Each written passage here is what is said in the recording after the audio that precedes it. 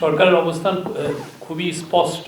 আওয়ামী লীগের, আপনি জানেন যে আওয়ামী লীগের টপ লিডারশিপ, আওয়ামী লীগের অনেকেই এই পুরো জুলাই হত্যাকাণ্ডের সাথে জড়িত, আপনি জানেন। এবং কালকে হিউম্যান রাইটস ওয়াচের আপনারা যদি খুব মনোযোগ দিয়ে রিপোর্টটা পড়েন, ওই রিপোর্টের 17তম পাতায় আছে, সেখানে স্পষ্টভাবে তারা লিখেছে যে শেখ হাসিনা নিজেই ডাইরেক্টলি অর্ডার দিয়েছেন এনফোর্স ডিসঅ্যাপিয়ারেন্স, মানে গুমের এবং কিলিংয়ের।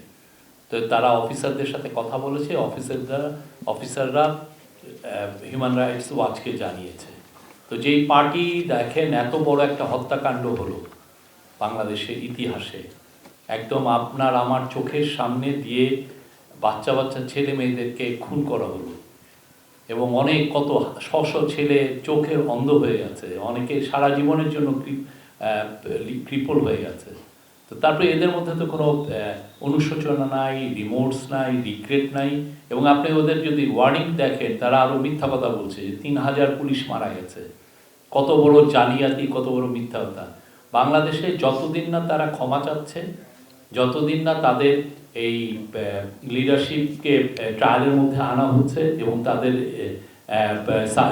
সাবমিট টু জাস্টিস, এবং তাদের যতদিন না তাদের অ্যাকাউন্টেবিলিটির মধ্যে আসছে, ততদিন তাদের কোনো প্রোটেস্ট করার আসলে করতে দেওয়া হবে না।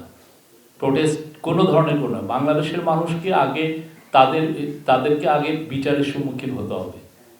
আমাদের স্পষ্ট অবস্থান এখানে।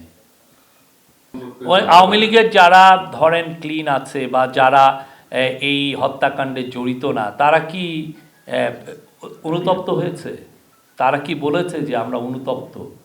আপনি দেখেছেন আমাদের পার্টি এই কাজটা করেছে, এই জন্য আমরা অনুতপ্ত ফিল করছি, আমরা ক্ষমা চাই?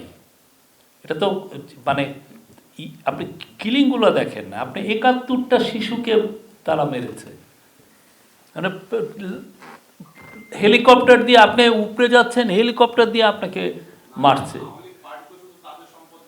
আর আওয়ামী লীগ তাদের পার্টির সম্পদ না হলে আওয়ামী লীগের কে এসে বলছে যে আমি হাসিনার লিডারশিপ মানি না, আমি একটা ক্লিন লিডারশিপ চাই? কে এসে অনুতপ্ত হচ্ছে? বরঞ্চ এদের অনেকে মিথ্যা কথা বলছে।